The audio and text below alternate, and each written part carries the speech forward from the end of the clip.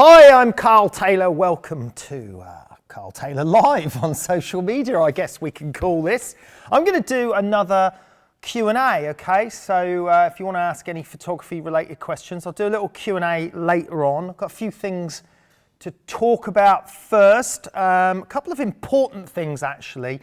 One thing that has happened that we've been made aware of that I think we should talk about it, and I think it's an important issue. We've been made aware of a scam, and it's a scam where somebody posing as Carl Taylor Photography on Skype or another video, I'm not quite sure the exact details, but we're looking into it, but it's been made aware to us. They've been asking young models or girls online saying that Carl Taylor Photography is looking for models and has been asking them or setting up to arrange a Skype interview with them and then asking these models to pose for them and then gradually asking them to, get undressed or whatever. And it's absolutely nothing to do with us, okay? This is just a complete and utter scam. We were emailed by a couple of girls, I assume sort of 17, 18-year-old girls, I don't know, they didn't say their age, and they said that they were made to feel, very, exposed by this and vulnerable by this, and we assured them it had absolutely nothing to do with us whatsoever. Some individual has unfortunately been using our company name, and what they've been doing is they've been using my commercial website, www.carltaylor.com, and they've been putting this in the post saying, Carl's a photographer, they're pretending to be my assistant. One of them actually pretended to be Emily Taylor and said they were my sister. I don't even have a sister. And then they've been trying to then link these girls to this Skype page and saying, we're going to interview you on Skype, check your modeling skills, check some outfits and all this other nonsense to see what you're like. And they've been, pretending to be our company. Now, we obviously find this very concerning because I think it's appalling that anyone would, ask these young girls to pose or do this sort of thing on Skype and pretend that it's an interview. And B, I'm also very annoyed that they're using our company name to do this. And I expect they're not just using our company name, I imagine they're using other photographers as well. So I'd like to just put a message out there to any girls that are thinking about modeling or hoping to be modeling or have aspirations to be a model, that be very, very wary of this sort of thing because, this is not us doing this. You have to check the authenticity of these people. If you get a request and someone says, oh yes, it's so-and-so photographer, call the photographer up, go to their website, find their telephone number, call them up and say, is it you making these requests on social media? Is this legitimate? Are you looking for models? Because, the way these people have done it is they've used our website, they've set up a Skype name similar to ours or something that is believable, but the girls or the women involved have not checked with us or even emailed us to actually see if this is for real or not. And unfortunately for them, they were scammed and probably recorded live on Skype. I have no idea. So one of the girls, complained to us and said, we should be doing more about it. And I said, well, what can we do about it? It's not really our issue. You should be a little bit more wary before you pass your details over, check and make sure that it's authentic. But anyway, it did lead me to think, and I thought, well, what can I do about this? So I thought, well, why not talk about it on social media today? Maybe you guys can spread the word and keep an eye out for this sort of thing, because I think it's disgusting, it's absolutely ludicrous. We only work with professional models, usually from model agencies 90% of the time. We've got a couple of models that we use from elsewhere. But we certainly wouldn't look to do a casting on Skype. it's certainly not an appropriate camera or perspective or anything to do that. So be careful with this sort of thing. Now here's what I'm going to do. Right, here's my commercial website. Here is carltaylor.com, which is my Squarespace website, and this is what I'm going to do. So if I go, if I hit the home page, for example, so if I bring up, when I click here, this brings up my home page. So I'm going to show you something. This is great about the Squarespace website. I'm going to just log into my own website. Here we are, Carl Taylor Websites on Squarespace. There's my site. And I'm going to go into my pages here, and you can see down here somewhere, I've got cover pages. So I'm going to go into my cover pages, and I've got media. These are the images that appear on my cover page. So what I've done is I've prepared an image here. I'll just show you this image. And it says, we are not looking for models, okay? Because this is the only thing I think I can do about this at the moment is, well, A, we've tracked down one person on Skype that we think it is, and we've reported it to Skype. But I'm assuming that they're using www.carltaylor.com, and then girls might go and take a look at that website, see we've got loads of nice cool shots of models and think, hey, yeah, I'd love to work for them, and then they get all excited about it and then end up getting scammed. So I'm going to put this picture on our homepage temporarily, or for as long as it's necessary. So I'm going to drop that image straight into my cover page settings, and it's really easy to do with the Squarespace site. So now I'm just going to move that into the front position there, just in front of the actual main image. And now if I go to a new homepage, let's see what happens. Boom, there we go. We are not looking for models. And then that will transition then into the photograph following it, which is what the cover page images on Squarespace do, depending on the, so you can see back in here, you can see I've got a number of cover page images that will rotate, which they're currently rotating through there now. So basically, there you go, that's what I've done, is I've just put a safety page, if you like, in there at the moment, saying we are not looking for models, and hopefully that is the first image that will appear. So hopefully, anyone using our name and using our website, and then girls will then hopefully go and check that website out. They're going to see that message, and hopefully that will make them think twice before they believe this nonsense that's being spouted out there on social media by some unfortunate individual who is just some nasty little pervert. And I can tell you now, son, if I find out who you are, there's going to be trouble. Right, now, let's move on, shall we? But just be aware of this stuff, okay? It's a pain. It's an absolute pain. And I feel very sad for these young ladies that are falling for these scams. And I bet I'm not the only photographer's name they use on. I bet they're using other photographers as well. So that's all I can think to do about it, but maybe you can spread the word and say, you know, look out for this nonsense. So, right, where were we? Let's move on. Oh, Instagram. I want to talk to you about Instagram. Instagram. Right, I've been using Instagram a lot more lately. We were a bit quiet on Instagram a while ago, but here's my Instagram account. I'm not going to bring it up on the computer. Here's my Instagram account on the phone here, and hopefully you can see that.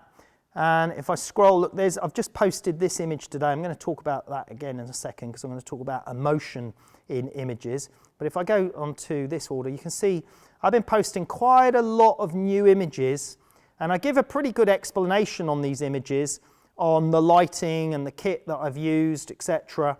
So yeah, you can see. Oops, I got a call there. Let's cancel that. I don't want that call. You can see here.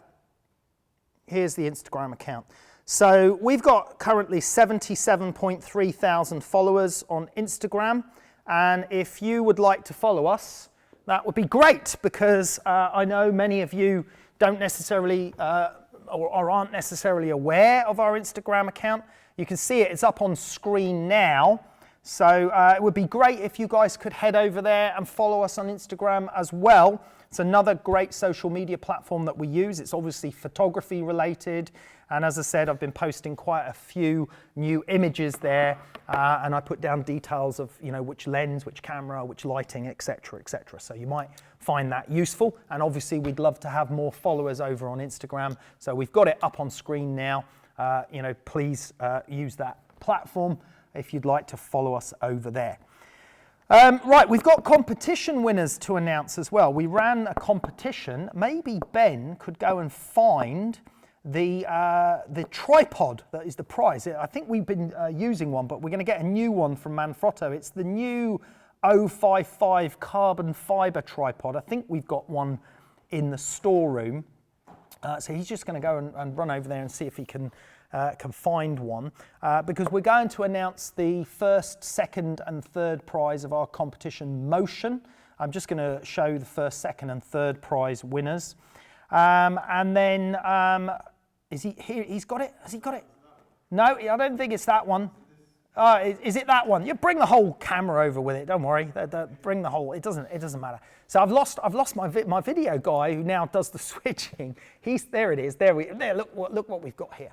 Right. So this is a Manfrotto 755. I think this is the carbon fiber. I think this is the one that we give as a prize. We're not giving that camera that's on there with it, but we are giving a Manfrotto tripod away today as the prize. So let's just do the competition prize now.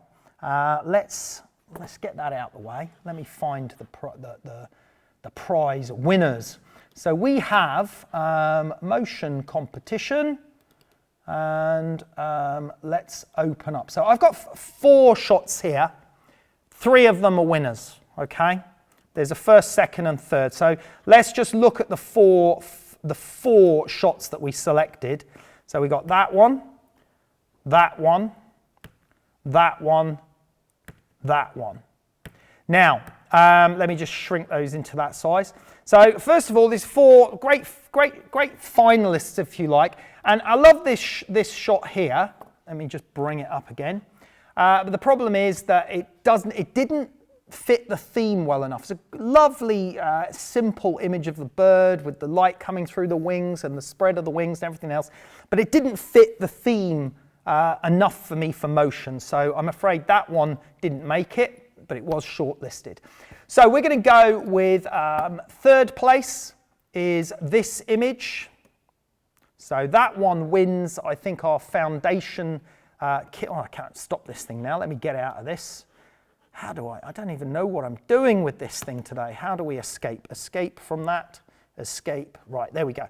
Okay, so let's put that into that view. So Jorge Reynal is third place with this image. He wins, what does he win? Our foundation, Lee Filters foundation kit, I think it is.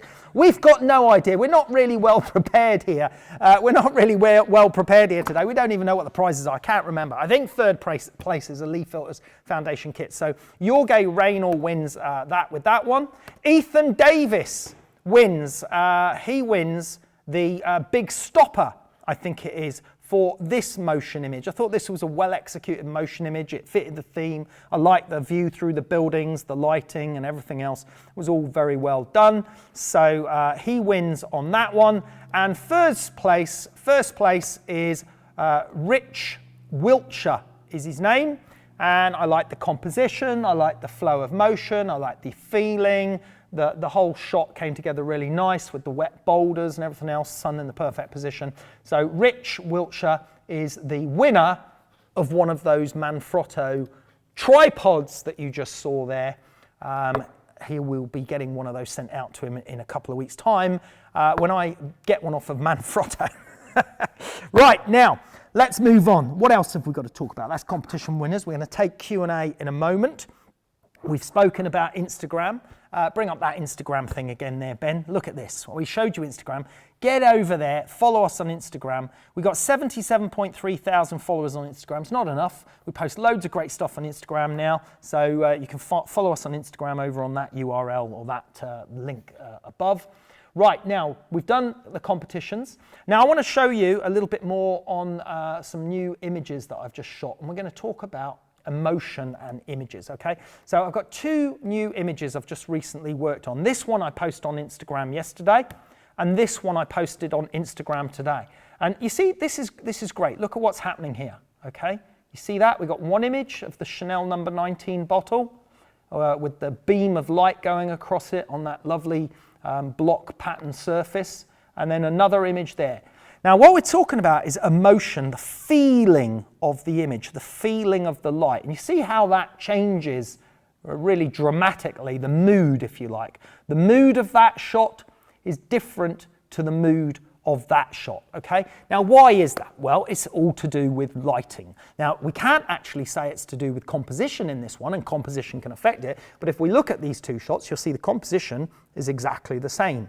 So what that dictates to you is it shows you how dramatic lighting can be in changing the mood. Now, interestingly, on those two shots, the lighting was actually very, very similar. I used a Pico box, which is a very small soft box to illuminate through and underneath the bottle, because I'd cut out in the surface that it's sitting on there. I've used an overhead light for filling in on the shadow area, and you can also see it created that glow in that area there and some illumination on the bottle. I used it slightly differently on this one. I had a Pico light with a projection attachment to illuminate the label, which you can see illuminated here, but here I defocused it to create a patch of light that looked more like these patches of light. On that one I created a clean square of light there instead with the Pico projection attachment. That allows me that very fine control.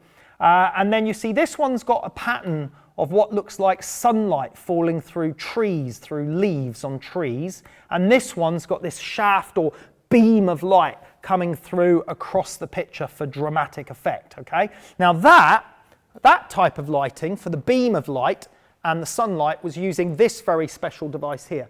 This is the Broncolor Pulso Spot 4, and this is a flash system lamp, and this is the projection attachment, and then you can put gobos inside it. Now, what is a gobo? Well, a gobo is something like this. It's something that you can put in the light to project a pattern or project an image or whatever you want to project. You can even put transparencies in there. It gets a bit hot, so you have to be careful with that. These are metals, so they're not affected by the heat. So you put a gobo in there, and then you can project any type of light. Now, I've got one gobo here that I used that projects the pattern of sunlight through leaves, and it's very effective, and then you can defocus it, so you can put it out of focus a little bit. This one, I just used the gobo blades put in to create a pattern of a shaft of light and defocused it slightly as well. So it's a very effective special effects lamp for creating different textures and different patterns of light, and that's what I basically used to create those two shots there. So it just shows you how careful control of light affects the emotion, the feeling of the shot is that crafting, if you like, that sculpting of light. Now, I'm going to put those pictures on my website right now. As a matter of fact, one of them is already on my website. If I just jump back to my browser here, we go into here, into my commercial site, and you can see there's the one that we just looked at. And if I go back to my home page, there we go. We are not looking for models. That's how quick and easy it is to update the Squarespace website. And if we go back to here, I'm going to show you how I just upload these pictures really quickly. So I'm going to go back to my pages, and I want to put this in the objects page. So I'm going to the objects section, and that will bring up the thumbnails of the objects. I'm going to grab the image that I want, and the one I haven't loaded in is the the leaves one is the one I'm talking about. So I'm going to take that image, drag it into here, and then that should appear at the bottom of the selection of the loaded images. That should be coming in here somewhere. Where is it? Is it there? Did I drag it in? There's the other one. Ah, there it is. And now I'm going to move it up next to the other one because I want it right next to it as a comparison. So I'm going to put it in there like so. And now if I go back to my website, enter, and then I go into the objects gallery, And we'll see, reboot that. There it is there. So that's how quick and easy it is to get your images into a Squarespace website. And there you can see the change that we were just looking at between the two images. Now, my Squarespace site, everyone asked me what template is it? It's a Wells template. I am actually thinking of changing the template soon to a different one because you can choose different templates and switch them over. So I might make a video about that when I get round to doing that. But the current template I use is a Wells template. And if you want to get your own Squarespace website, you can get 10% off with the offer code CARL that you can use at checkout. You can get 2 weeks free trial. And then if you want to actually go through with your website, use the offer code CARL and you can save 10%. And I want to say thanks to Squarespace for sponsoring these live episodes, okay? They help us bring you these live episodes. Right, now let's talk about let's take some questions. Shall we take some questions? We're going to talk about that. We talked about that. What have we got in the questions here? So competition winners we've done. Now, Mahesh Kandal says, hello sir, how to find work related to photography in the early stages? Well, it's a tricky one. You have to just really work hard and put yourself out there. And I think the key thing is to think about what type of work do you want to do? Do you want to be a portrait photographer? Do you want to be a wedding photographer? Do you want to be a product photographer? You know, you have to focus on your passion. You have to target that passion. You have to create work to a sufficient standard. And this is very important because I see so many photographers say, I want to be a photographer. I want to be a portrait photographer. Here's my work. And then I have to say to them, sorry, you need to go away and you need to learn more about portrait photography and you need to take some better pictures before you can start expecting to earn money from that, okay? So first of all, your work has to be up to par, has to be good. Then when your work is good, then obviously you need to market your work, you need to display your work, you need to put your work out there, okay? And there are various channels, obviously, to put it out there, whether it's social media channels, through Instagram, your website, Facebook, etc. But don't get lost in social media because you can spend so much time fumbling around in social media that you actually don't get any work done. And I really have more of an ethos about getting the work shot, shooting the work, and concentrating on the photography and then using social media as necessary, but don't get wrapped up in the whole social media thing. One of the things when I was starting out in commercial photography, advertising photography, I threw far more importance and far more weight about arranging meetings and having a printed portfolio, or I had printed brochures of my work, sending them out to art directors and arranging meetings and knocking on doors, going to big companies that had their own in-house creative team, knocking on doors and seeing if I could get my foot in the door. So I'm afraid it's not easy. There's a lot of competition out there, but the key thing to beating the competition is making sure your work is better, okay? That's the key thing.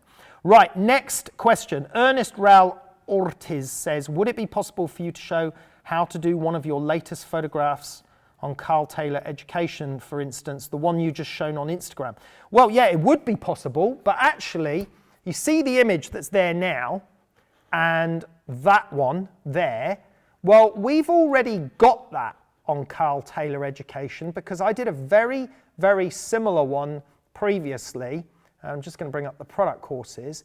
And if we look, we've got a bunch of new product courses. There it is there, okay? This image here, this shoot, it's all covered there, except we just did it on black instead. So, and I actually did water on this one. I brought water into the shot. But all of the lighting, all of the process, and everything that I've just done on those white versions is covered on the black version as well. And as a matter of fact, you probably see, there's the black one on my Squarespace website as well. But on the carltayloreducation.com website, the black one is fully detailed as a tutorial, and it's exactly the same techniques. I just shot it at the other way round, and I shot it on black instead of on white. I've been meaning to do the white version for some time. I just hadn't got round to it, and I managed to get round to it the other day. So it's already there on carltayloreducation.com. Next one. Ashley's just told me that the competition is an 057 carbon fiber tripod valued at $829 that someone's won there. Second prize was the Super Stopper, and third prize was the foundation kit. Next question is from Asif Nawaz. He says, I have a Nikon D7-100 and a prime lens 35 and a 50. Is it good enough for product photography at a basic level? Well, if the prime lens is a high enough quality, then yes, but a 35mm focal length is too wide for product photography generally. I shoot my product photography on an 80mm and a 100mm lens on a medium format camera. That equates to about 50mm to 80mm on 35mm. That's the focal length that I use, around that 50 to 80mm on 35mm format, and I'm also using an extension tube to allow me to focus closer. I don't know the camera, I'm afraid, Asif, the D7-100. I'm not, you know, this is not a channel about the technicalities of which camera and gear and all that sort of stuff. We're about the process of photography, the craft, the skill, the art, the learning, the actual knowledge of photography. All that gear stuff is secondary, in my opinion. Well, no, not in my opinion, it is secondary. The skill is the knowledge, the education, the emotion, the lighting, the things I've just been discussing and showing you, lighting, emotion, and all that sort of stuff. Right, next question is from, who's it from? Here it is. Igor. How can I take part in such competitions? I want to have that Manfrotto tripod. Well, you have to enter our competitions. They're on carltayloreducation.com. Mudazir, and also we give away some awesome prizes as well. Not just those Manfrotto tripods. We give away Broncolor Cirrus lighting kits as well. I think we give away 2 of those each year, okay? You don't get that on some of the other platforms. Now, next question is from... Mudazia says, it looks like all your methods require very expensive equipment, but I have played with one of your methods and achieved the result I was looking for. Well, that's great, and I'm all power to you, but I mean, let me show you something. It's not just all expensive equipment. You know, some shots, like that shot here, I think we used 2 lights on that shot, and they weren't very complicated lights, okay? So it's not always about expensive equipment. You know, this shot here could have been done, it was done with 2 simple softboxes. So it's not about expensive equipment, it's about vision. This was done with 1 light, okay? It's about, you know, understanding the process of photography, understanding what works. And when we talk about specialist equipment, I obviously use the Broncolor, the specialist lights for creating small patches of light.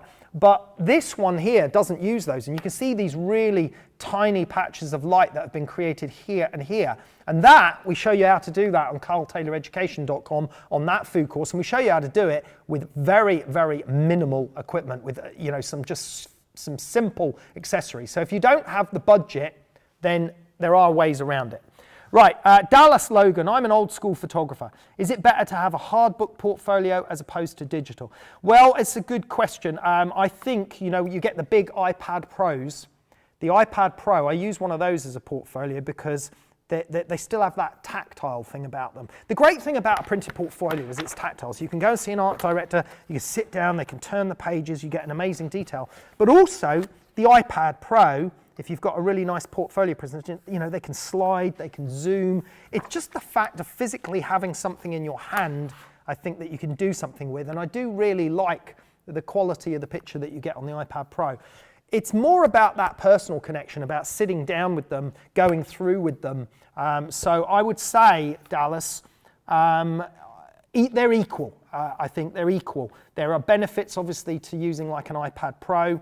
And allowing someone to go through the images like that. And there are benefits to having a really lovely, chunky portfolio. But back in the day, 20 years ago, when I first started, or 25 years ago, when I was trying to promote myself as a commercial photographer, I had several hard-backed portfolios with the embossed name and everything. And then I sent several of them out simultaneously to different agencies, and then you'd have to pay a courier to collect them or whatever is necessary.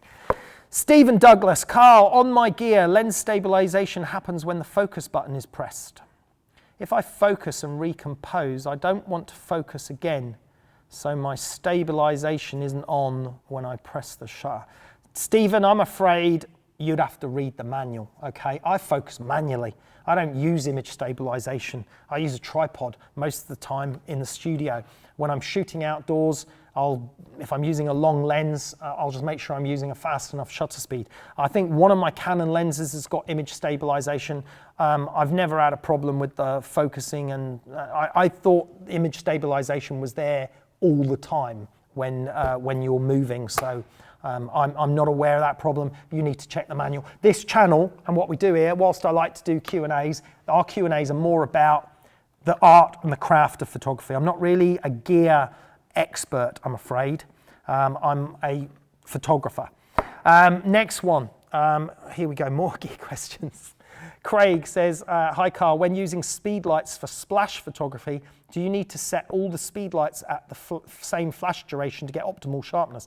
Well, yes, ideally, but then again, they only have to be at the flash duration that is the minimum flash duration you can get away with to freeze items, to freeze the subject movement. And how fast the flash duration needs to be depends on the amount of subject movement and the scale of the subject movement in your frame. So for example, never think, you can have something moving really quickly, but if you've got something moving really quickly over a short distance compared to a long distance and you're photographing a wider scene, then it doesn't apparently appear to be moving so quickly because it's got a longer distance to travel. So you have to think about it all relative to each other and what it is you're actually photographing. So keep those things in mind and run some tests, because when you want to get fast flash duration on speed lights, inevitably you have to keep lowering the power down and down and down, and then unfortunately you have the power so low that you need lots of speed lights to be able to do it. And then that can cost as much money as maybe buying a Cirrus light, which will do it at a much higher power, much easier for you. So I would say test and see what the lowest, what the highest power you can get away with that will give you a flash duration that freezes the subject. Hussein Yuk says, which daylight are using Fresnel glazed? Which daylight light? I think he means which continuous light are using Fresnels. I don't use continuous light. We do have some HMIs, and I can put that's the wrong side. I can put the HMI in that beauty there. That's a big Fresnel called a fluter, but we put a studio flash in there, and we shoot with flash. But you can actually get away putting a HMI continuous light in there, and I imagine you can put Broncolor's new LED continuous lights in there as well. Mr. Ghost, do you rate the Hasselblad X1D lens lineup for both model and product photography? I saw your video on this camera, but the lens selection was quite poor at the time. Yes, I do. The lens lineup on the X1D is actually superb in terms of image quality. As a matter of fact, a friend of mine, Ming Thine, he used to work at Hasselblad for a while. He extensively tested the X1D and the X1D lenses, and even compared them to the H6 and H6 lenses. And I think in his opinion, some of the X1D lenses were actually better than some of the H6 lenses. You can also use the adapter to put H series lenses on the X1D. You can also shoot tethered with the X1D. So it does give you a less expensive entry into medium format photography, even for studio photography. So no, you wouldn't have any problems at all there. Next question is from Buran Art Studio. Hi Carl, what will do the job of a cheap ISO monitor? Thanks. Well, the best, cheapest monitor we found was the Asus. We tested the Asus. We put a video review on YouTube recently that compares the Asus monitor against my 31-inch 4K ISO. The Asus is also a 4K 31-inch, and it did quite well. It did really well, actually, and it's half the price. Didn't do as well as the ISO. I'm not switching from ISO. I still love my ISO monitors, but if you're looking for a less expensive monitor, I've also heard the BenQ ones have got pretty good results, but I've not tried them, so I don't know. Also, talking about videos on YouTube, this beauty projection attachment and that beauty fluter thing there, we just released a video on YouTube a week or so ago showing specialist lighting equipment and what that kit does. So if you want to have a look at what that kit does and see how it works, check out that video on our YouTube channel as well. Shaggy says, would you consider yourself mainly a product photographer, and was that the subject you started with in your photography career, or did you move over to it later? No, I've always been a product photographer. I started actually my career as a photojournalist. As a matter of fact, if we look here, I've got a page on my website here called Reportage, and this is just for nostalgic reasons. Some of these images here were shot like 25 or more years ago, and this is the sort of work I used to do back then. This was all shot on Kodachrome film back then, and then I moved into more commercial photography, studio photography, after assisting in different studios and learning the craft of lighting. And I became very passionately interested in product photography and commercial photography. But I used to shoot more general commercial photography, everything: hospitality, food, restaurants, architecture, products, people, annual reports, all sorts of stuff, you know, general commercial and advertising. Now I specialize more in sort of high-end product photography, and I do a bit of beauty and fashion work, and then we obviously do a lot of other topics and subjects for our education platform as well. But yes, I would say I'm more of a product photographer. Corinne Wilkinson says, will you be doing another member product critique anytime soon? Yes, we will. We're going to be doing lots more critiques on Carl Taylor Education, and just have a look out on our live page over here on the site. Just go up to the live shows page. We've actually just redesigned the live shows page. So we've got a great new live show page, shows you the previous live show, next live show, coming soon, shows you the schedule of the live shows, talk shows that are coming. But what we've also done is we've also organised all the archive shoots that we did live here, and we've organised all the archive talk shows where we've got amazing special guests from fashion photographer Daria Belikova, celebrity portrait photographer Tom Oldham, animal fine art photographer Tim Flack there, product photographer Barry Macario, Sean Comboy architecture, loads and loads of photographers on there. So it's all archived, it's all there, you can watch all the previous live shows. We will be doing more critiques of members' work on different topics, but we do have to vary the topics regularly to keep the different types of members happy, because we obviously don't just have product photographers that follow us on Carl Taylor Education. There's many other genres as well. We are getting loads and loads of questions coming in, so I'm going to do my best here to whiz through a few more. Timothy Harris, constant light versus flash for landscape photography. Is there any advantage to LED? I don't know. I'm not a huge fan of LED until I saw the new F160 Bron lights, because the LED is a dome shape, which means it would work in a parabolic reflector, which is important to me. And it had variable color temperature. And the other problem with LED lights is that the color index, the color quality is not always high. They've managed to achieve, I think, 98 or 99 on the new Bron one, which is amazing. So I could see that could certainly be advantageous, and if it's battery powered and you can use it outdoors. The difference though is that flash gives you much more light, okay? You get much more power out of a single burst of light than you get from a continuous light, especially a battery charged one. I mean, you can get a lot. I've got a HMI light shining on me now, which is a video light, and you can get those in very high powers, so high power you can't even look at them, but it's still not as much oomph often as you get out of a high-powered flash, okay? I mean, some of the super bright HMIs, yes, you do, but from LEDs, no. My bigger problem with LEDs was the ability to put different modifiers and adapters, because a lot of LEDs are just square panels. Since I saw the new Bron F160, which is actually fits like a flash head fitting and a dome shape, it means I could actually put my modifiers on it, and that makes me a little bit more interested in LED.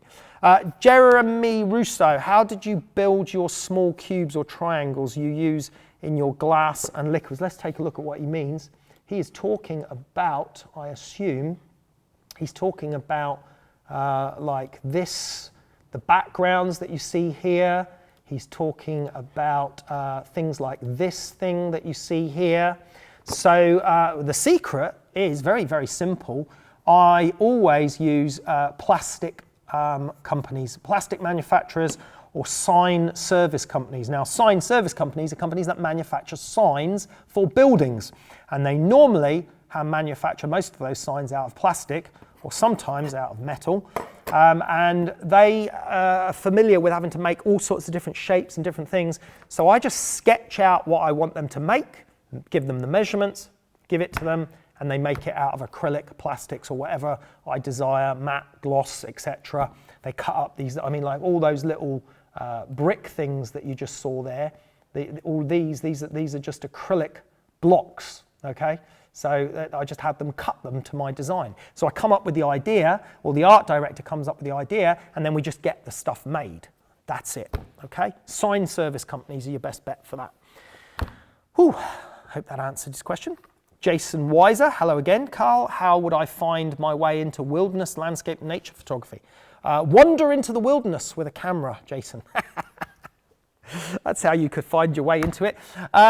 Well, it's a very difficult genre to do well because there are only a couple of guys doing well from wilderness, wildlife, landscape. You know, you got your Franz Lanting, Nick Nichols, your National Geographic guys, and that, you know, if you want to be out there in nature and make money from it, that market has become saturated in stock photography. It's become saturated. Everyone goes out and does landscape photography. So it's a tougher market. But if you just want to do it for yourself, then obviously you just got to get out there. You've got to find the locations. There are lots and lots of amazing locations, not just around the world, but in your own backyard. And, you know, is there a national park or a national trust place or somewhere nearby, or even down at the coast, you know? Down at the coast, you can usually find great opportunities. The trick is to planning, research, knowing where the sun's going to be, where sunrise is rising, where it's setting, the exact position, angles, times of year, weather patterns. Make your life easier and your chances of success easier by being, you know, more selective about what you do and putting more research into what you do. Now, we cover that on one of the landscape modules on Carl Taylor Education, if you want to look there. Postabella says, hi Carl, what is your opinion about commercial vehicle photography? My opinion is I don't think that's a really profitable or lucrative route to be going down. I mean, I love car photography, but more and more car images are being CGI'd. As a matter of fact, we just launched a new series of CGI courses on Carl Taylor Education just to introduce people to CGI. But car photography has been going down the CGI route for a long time now. Some stuff is still photographed, but a lot of it is CGI'd. And what happens is that you end up getting, the photographer goes out and shoots the background plates. We call them plates. There's the background plates where he shoots the global, the hemisphere image, if you like, which is then mapped as a 32-bit HDR for all the reflections back into the 3D model. I do not see car photography leaning more towards shooting cars with cameras. I see it going more the other way. So that's my thoughts on it. Takida Vasiljevic Igor, hello. Is it better to set up a camera for better picture quality from camera, or use RAW and spend more time in editing after? I ask because I'm using a Sony a7R II and have good settings of picture effects in camera. No, I would say you have to do both. You always have to shoot in RAW. You know, it's an absolute given to shoot in RAW because you can extract more highlight detail, more shadow detail if necessary. But don't let that mean you should be sloppy with your photography. Even though I can extract shadow detail, I still like my shadows to get them to the exposure that I want. I don't think I'm going to fix it in post. So I do the process of carefully setting up the shot and executing everything as best I can, but I still shoot in RAW as well. So you need to do both. Rahul Kapoor, do we need a stylist for product and food photography? You don't need one for product photography if you know what you're doing. I'd style my own product shots, but I'm dealing with solid objects that are easier to manage and easier to handle. With organic stuff like flowers, food and stuff like that, it's harder to handle and manage, and there's a lot of other things in food photography about keeping the food fresh and all that sort of stuff. And I've used Anna Pushtanikova, who's done a few courses with us.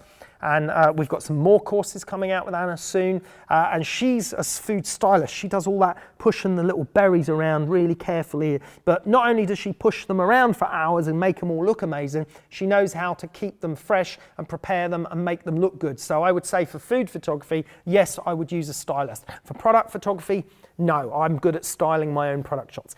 K2 says, hi Carl, can different softboxes change the skin tone even if we use the same strobe? I mean, the same light with a different softbox.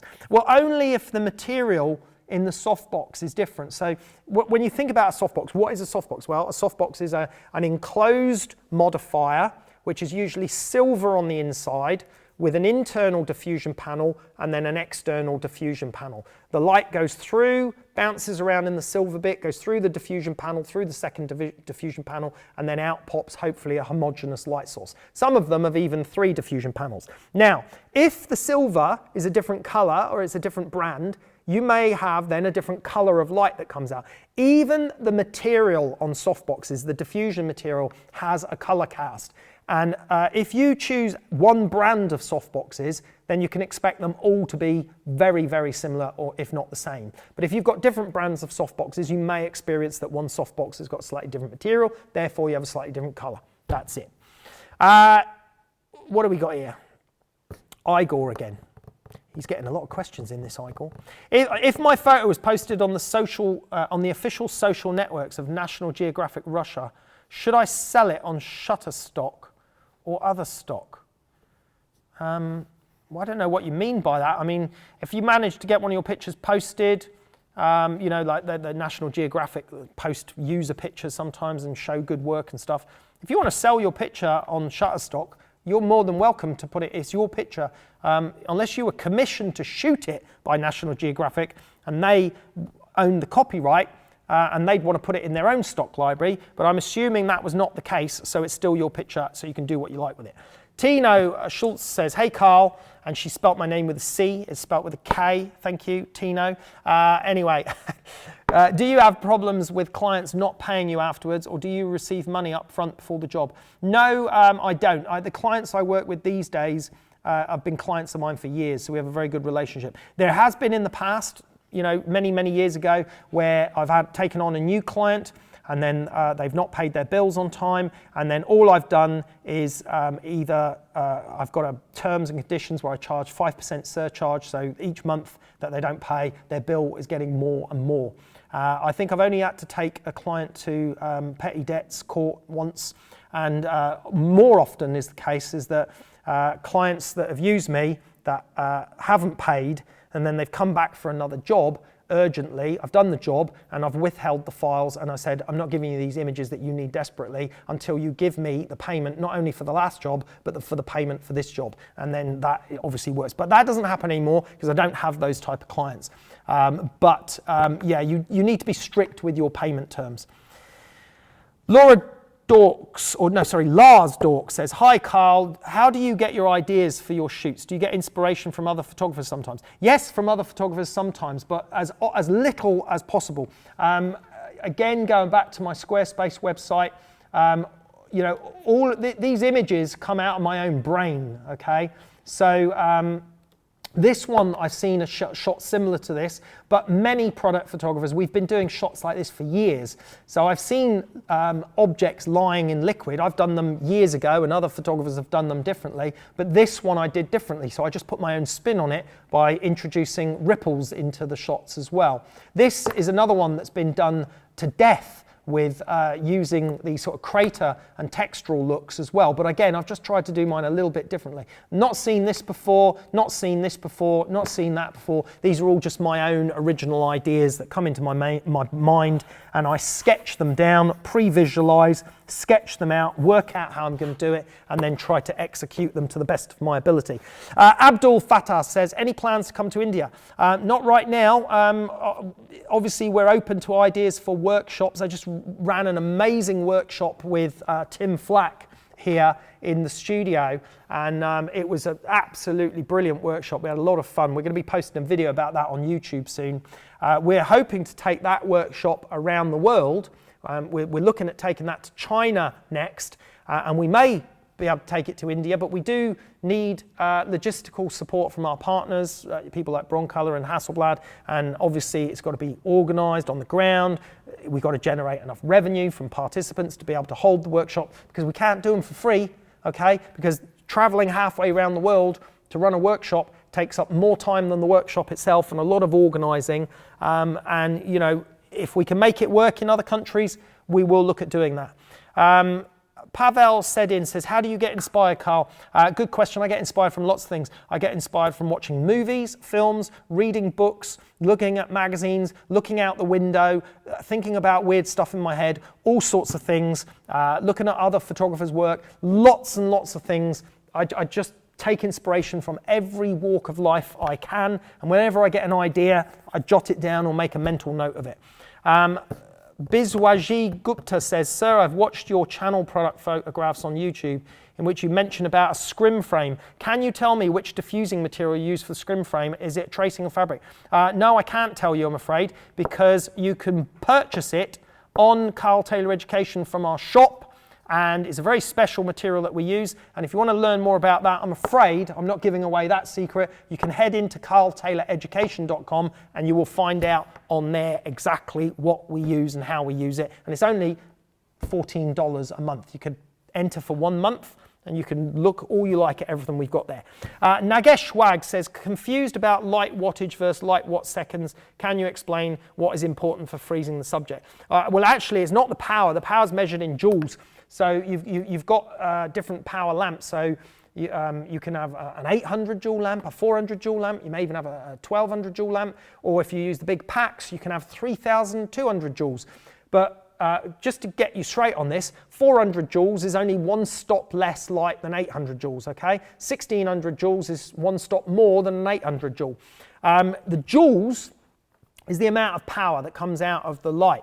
That's not what freezes it. It's actually the duration of the flash burst, how fast the flash burst is. The flash burst can be measured in a time called T0.5 or T0.1.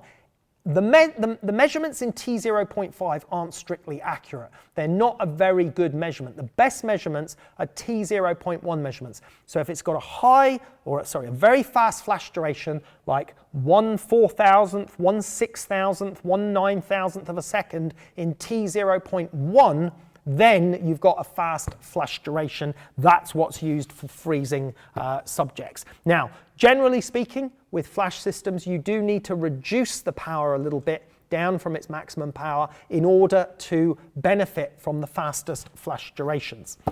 Rob Hoek says, hi Carl, I have a question, focus more on art. Right, no more questions please, Ashley, because I've just got a huge list of questions here. I'm going to try my best to get through these. Rob Hoek, hi Carl, I have a question, focus more on the art of photography. Which other photographers or maybe painters inspire you or your art? Well, I like lots of different painters. Petrus van Schendel, I love the luminosity in his work. There's a lot of Monet stuff that I like. There's various painters' work that inspires me. One of my favourite paintings, painting by Paul Delaroche, which is in the National Gallery, or was in the National Gallery, which is it's called The Execution of Lady Jane Grey, and it's a beautiful luminosity values and light values in that. But I'm inspired by many other photographers' work, many of the photographers that I've had as guests on the show. They inspire me. But as I said, I get more inspiration from just the world around me, from cinematographers as well, you know, from the movies and great lighting directors. Nicola Baker, hi Carl, I'm loving your style. Do you have favourite subject, human or product? And she says, you have such creative pictures. I'm hoping to be as good one day. Very kind of you, Nicola. I actually think I prefer product shoots. I do like shooting people. I like shooting models in sort of abstract scenes or sort of scenes with some sort of narrative or ambiguity to the narrative. I know that sounds a bit of a paradox, but you know, like the one I've got on screen now, just creating sort of fantasy scenes I do like and enjoy shooting and creating these sort of scenes with models, but my forte is in shooting product images, okay? And I like the very fastidious technical control that's required to create those sort of images. So that is my favorite. TP Vision Photo, can you mention some references you have for your photography? Can be a photography reference or no, I don't know what he means. I think what does he mean by references? I mean, if he's not, do you mean inspiration, other photographers? When I was growing up, I used to be amazingly inspired by a guy called Bob Carlos Clark, who unfortunately died some years ago. I used to like the work of Litchfield, still love the work of Rankin, love Tim Flack's work, who was on the workshop with me here a couple of weeks ago. There are many photographers' work that I like and I admire. But you've still got to do your own thing. You've got to create your own style, find your own place if you like. But I don't just take inspiration from other photographers. In many ways, that's actually one of the least places I take it from. Diamond Photography. Hi Carl, this is Junior from Brazil. Which materials do you use in product photography most as your background and base, and for which purposes? Glasses, laminated wood, translucent paper, ceramic. Actually, I use mostly acrylic. Acrylic is a type of plastic. In America, it's called Macrolon. In the UK, it's called Perspex. And in Europe, I think it's called Perspex or acrylic. Jeffrey Height. Pocket Wizards pass through all flash features when attached camera and between flash. No idea, Jeffrey. Don't use Pocket Wizards. Technical gear question, not my forte. Craft, art, photography. You know, this is one of the things that frustrates me a little bit about all this gear stuff, right? You know, everyone's buzzing about their latest little gizmo, latest thing, okay? Photography has not changed for, you know, if you look at some of the most iconic images, they were shot 50 years ago, 40 years ago, 60 years ago, and they're still beautiful. And they're beautiful because the photographer crafted the subject, the light, the composition, and, you know, they're very simple in many ways, these images. None of the gizmo about high-speed sync or this Pocket Wizard or that. Just concentrate on the art of shooting and seeing. Vision. That's what you need. Vision. I'm going to go off on one in a minute. I've got to be careful, especially after those scammers were trying to use our name. If you missed that at the start of the show, check that out about those scammers trying to use our name and how I've now put on the homepage of my site, we are not looking for models, and hopefully this will stop these stupid, annoying scammers from trying to trick young girls into believing they're posing for a photography studio when in fact they're not. So if you are a model and you are, a potential model or aspiring to be a model, do not fall for these tricks from scammers for Skype interviews. Make sure you check the authenticity, call the studio to see if who they're claiming they are is actually who they are, okay? Because this scam happened recently, we were made aware of it, and they were using our name, which annoys the hell out of me, because we are obviously reputable photographers, and we don't want to be associated with anything like that. It's just absolutely deplorable. Right, now, where were we? Here we are, what have we got? Someone says here, Zandor says, why are you deleting critique comments on YouTube? Why are you not accepting if some experience comments? Such a shame. We're not deleting any critique comments. I don't know what he's talking about. We by and large let 95% of the comments go through on YouTube unless they make ludicrous statements that will actually mislead people or are inaccurate. That's pretty much all we delete, or if someone's just being very rude or something. Dequarius Jerabel. What's good, Carl? Love your work. My son has recently been diagnosed with Burkitt lymphoma cancer, and I'm sorry to hear that. I hope all the best for him. I wish him the best of luck. And he's watched all your videos. He wants to get into photography. Any cameras you would recommend? Again, it's a tricky one, I'm afraid, because I'm not a camera expert, you know, in terms of kit and gear. You know, Canon have got some good entry-level cameras, so have Nikon, so have Olympus. They've all got good gear. You know, it's really what you can stretch your budget to. But what I will say is I'd prefer to go with a full frame sensor if you can. The full frame sensors are less in price than they used to be, and try to go for the best glass, the best optics, okay, because that's going to make more difference than the camera body. You might have some fancy extra features of more autofocus points or more exposure metering modes, but actually when you get into photography properly, you generally end up manually focusing or using less autofocus points. You don't even care which metering mode you're in because you're shooting in manual. So all of that stuff for like 20 frames per second shooting, it's all nonsense unless you're a wildlife or a sports photographer. But for more purists photography, you just end up shooting in manual aperture, manual shutter speed, manual focus. So you just need a good body that can do that and concentrate your money on the glass. And I hope your son gets better. Best of luck to him.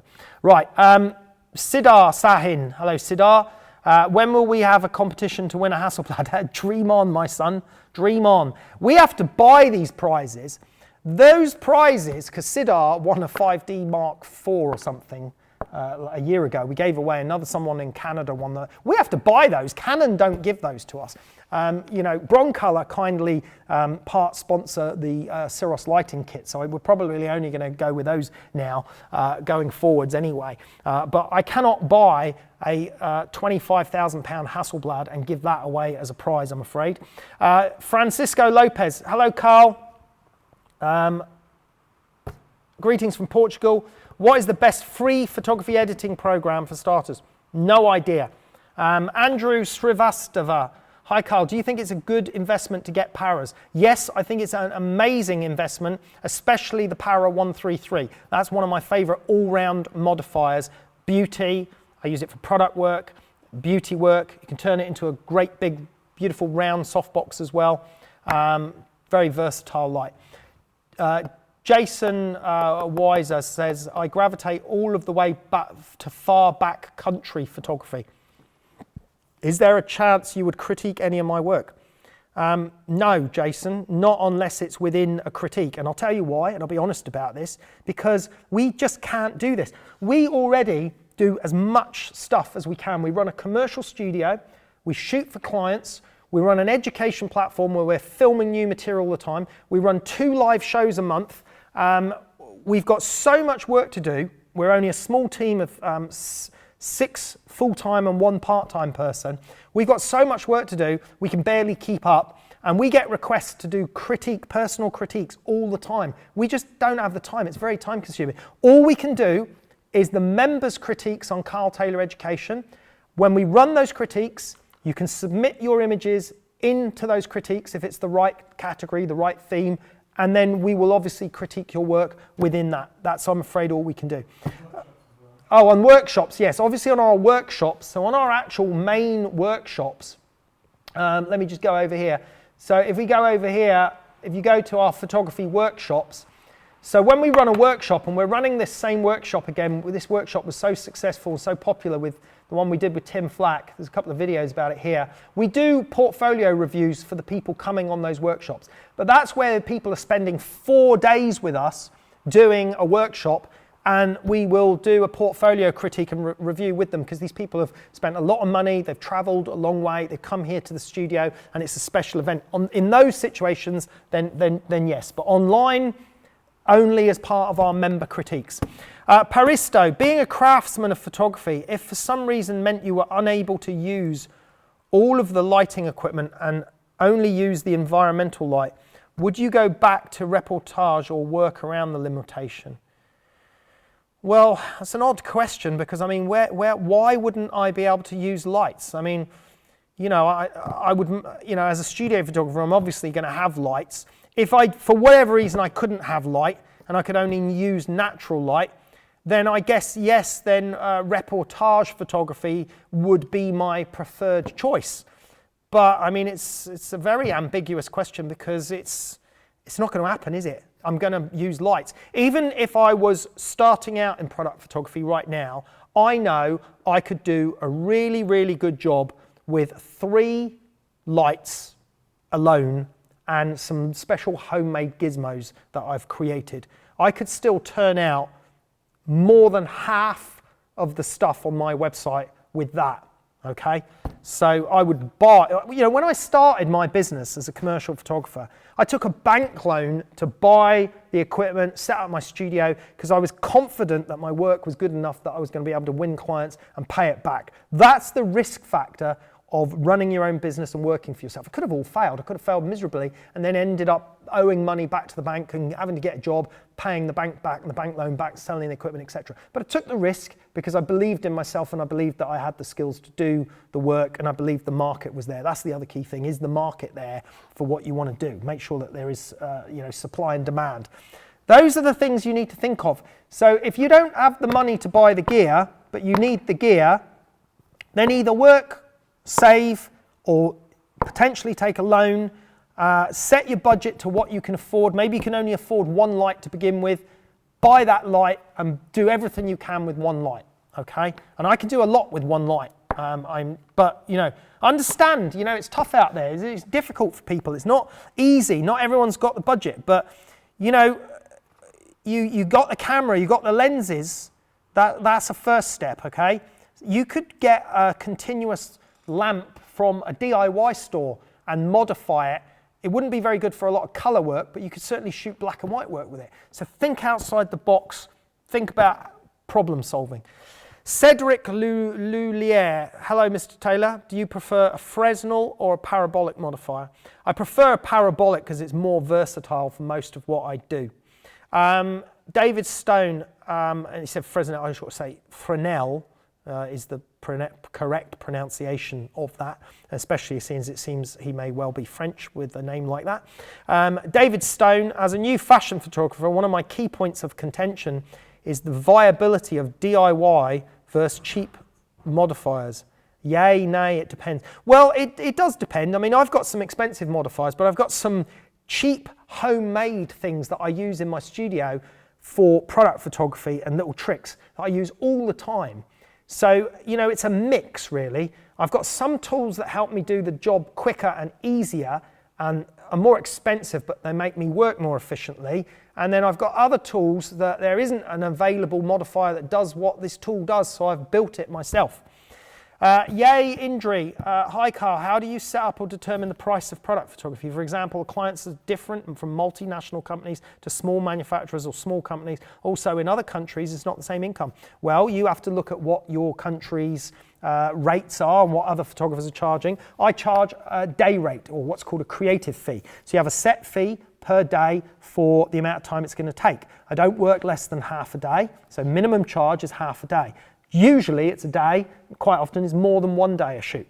So you have that, and I usually have the creative day rate fee for sort of smaller clients, and they just get charged that day rate fee. For bigger clients, for international campaigns, then you can introduce things called usage fees.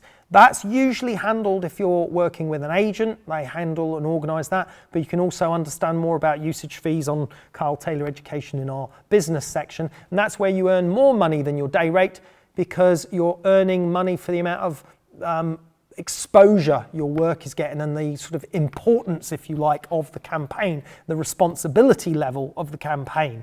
But really, by and large, I mean, how expensive is a pizza in that Italian restaurant compared to a pizza in that Italian restaurant depends on how expensive pizzas are in Italian restaurants in that area, okay? So supply, demand, competition, all those sort of things, you have to look into it. Gordon Hanson, hey Carl, where do you get acrylic surfaces from? Can't seem to find them anywhere. I answered that earlier, Gordon, about sign service plastic companies. Companies that manufacture signs, they're all made out, most of them made out of acrylic. So sign service companies. Pooja Bogam, how should I operate a 4-flash wireless in slave mode? No idea. Butch Bowman, what's your number one rule for approaching businesses you want to work with?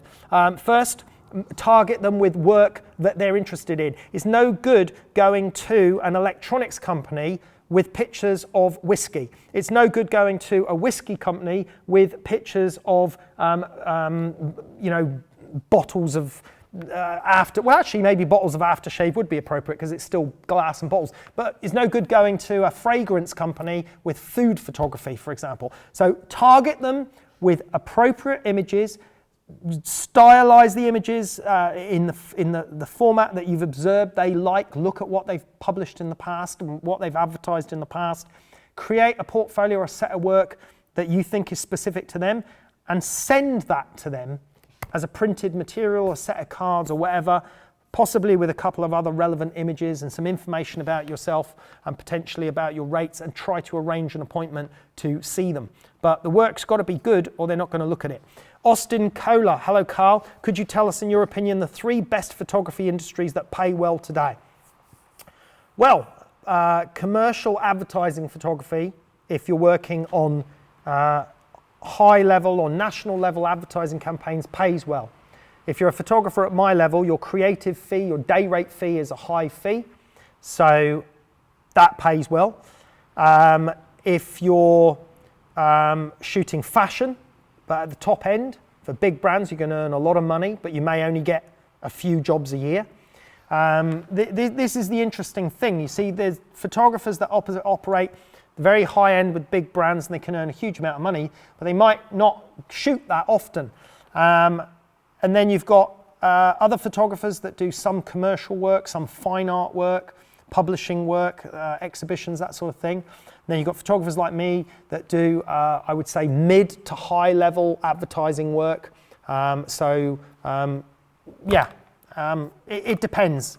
It depends, but fashion can pay well, but difficult to break into. Advertising, product photography can pay well. Food photography, but there's a lot of them. But they can all. There's lots of areas that can pay well. Wedding photographers can make a huge amount of money if they do their job really well, market themselves really well, have happy clients, and the word of mouth spreads really well. And they maybe also run a small portrait studio to go with that. And they build a relationship with the wedding couple. When the wedding couple have a baby, they do the baby shots. When the baby grows up, they do the graduation shots. There's lots of spin-offs from it. So even portrait and wedding photographers, there are some very, very successful ones that do really well. I think it's more about you as a person, how good you are at marketing yourself and how good your work is. There's loads. Right, this is it. There's 4 more questions left here because we actually stopped sending me questions. We had too many questions. Arch Ahmad Hajraz says, I am using a Canon 5D Mark IV and a Mark III. I'm doing portraits for my kids using many softbox sizes with an aperture of f11, but I still didn't get crisply detailed faces. What is your advice? Well, I'd expect you would get a sharp picture at f11 on one of those cameras. So you may have a problem with the lens. I would run a test. I would get an object like a cup or something, and I would put it on a table, and I'd put your camera on a tripod. I would focus at a specific point, and I would shoot at f11, and then you know that you haven't moved or your kids haven't moved, and you can check that everything looks good. If you notice a problem, you can go into the settings and you can modify the focus adjustment and fine-tune the focus adjustment. You may have a focusing issue. And then beyond that, I had a problem with one lens that I dropped, and I didn't notice the problem for some reason for a while, but there was a sort of shift in the image, and I think one of the elements inside the lens had twisted, okay? So you may have banged the lens and it's caused one of the lenses to go out of alignment. If that's the case, you have to send it back to Canon and get them to realign it and check the lens. LuxArt Images. I've been doing composite images for years now, but only as a hobby. I want to do this as a business and want to know what you think about bridal wedding composites. I don't even know what a bridal wedding composite is. So I'm afraid a composite is when you cut stuff out and stick it on another background or stick other things in. I don't do that in my work. My work is actually, I'd say I don't do that in my work. I very rarely do that in my work. This image here, the background sky and that little bit of ocean is a composite. That is put in afterwards. But everything else in this shot is there. Everything in that shot is there. It's all there. These are shot in camera. I don't do composites, so I'm afraid I don't know the answer. Alexander Cortez says, hi Carl, how would you like a group portrait of about 5 to 8 people? I shot a corporate team last week. I know what the problem with this is going to be. With one softbox at 45 degrees and the faces are not lifted. Well, of course they're not going to be lit evenly. Come on, let's think about the logic of the physics here. Let's see if I draw this out for you, right? Let's say, here's your group shot, right? Here's all your people in your group shot. Boom-biddy-boom, boom, boom, boom. There's 2 problems. If you lighten from here like this, of course, this side are going to be brighter and you're going to cast shadows onto them like that. So that's no good. If you're shooting from here, I don't know if they can see that well enough or not, but if you're shooting from there, let me describe it better then. If you're lighting from the side with a group shot, you're going to cast shadows on the other people, and you're going to be really bright on this side and dark on that side because of the inverse square law, unless that light is a long way away. So you need to swing that light around to be behind you. So if I'm shooting, the light needs to be above and behind me and up above so that the light gets into the group shot and it doesn't end up one person casting a shadow on others, okay?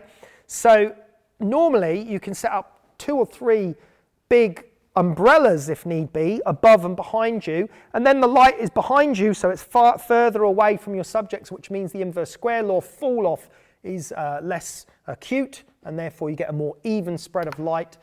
Side lighting group shots doesn't work. Not unless you've got the people very carefully positioned and you know what you're doing. Next question. Anderson Van Zanal says, are all your product photographers from clients? And can you make a product photographer from non-clients? No, not all of my product photos are from clients. About half of the ones on my website are from clients. I got some on there, Hugo Boss, Karl Lagerfeld from clients. I've got other ones, Chanel ones that are not from clients, who I'd love them to be a client, so I might send them some work soon. But no, I think it depends. This question comes up a lot about, are you okay to show these pictures?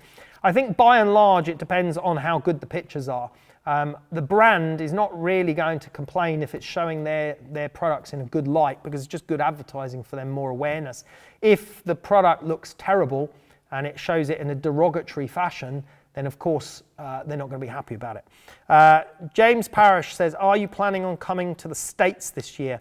Well, James, we may well, because I said this workshop that Tim Flack and I ran, we are looking to pick that workshop up and take it to China this year. I'm not sure about America, but we may try and take it to New York next year if we can arrange everything, because we're teaching some very, very interesting stuff on that workshop about human visual perception and the scientific, all the theoretical stuff about how we perceive images and why certain images are successful.